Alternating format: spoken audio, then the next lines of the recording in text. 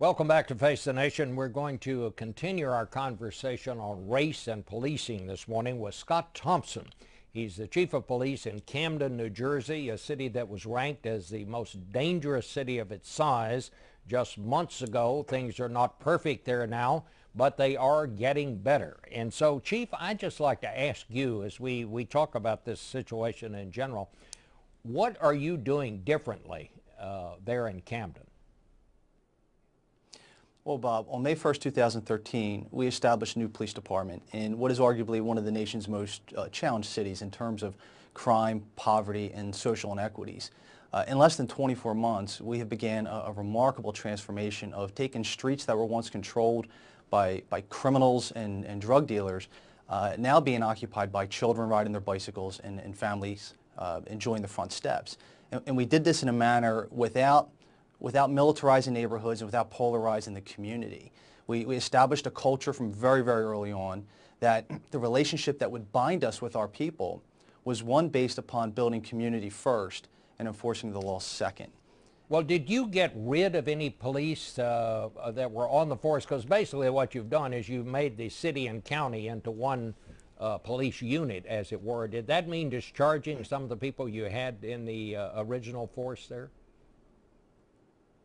Well, every member of the organization is a new member of the organization, including myself. We all applied.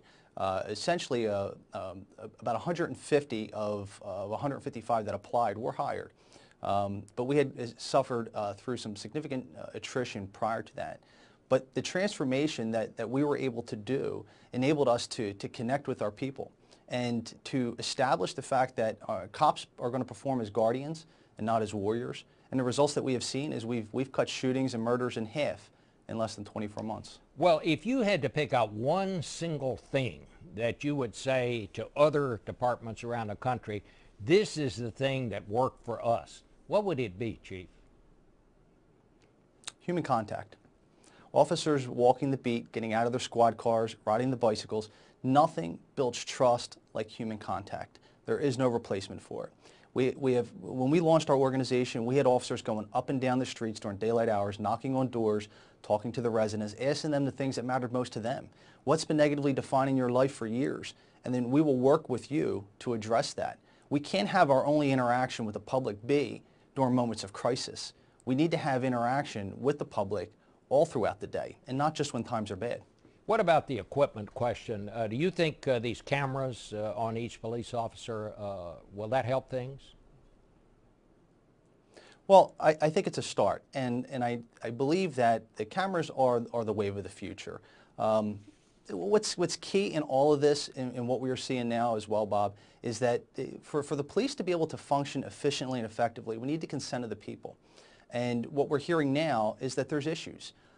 So it's a critical moment for law enforcement for us to not circle our wagons, take a defensive position, but to keep our ears and our minds open and move forward in a way that has a collective, universal agreement of how the justice system should operate.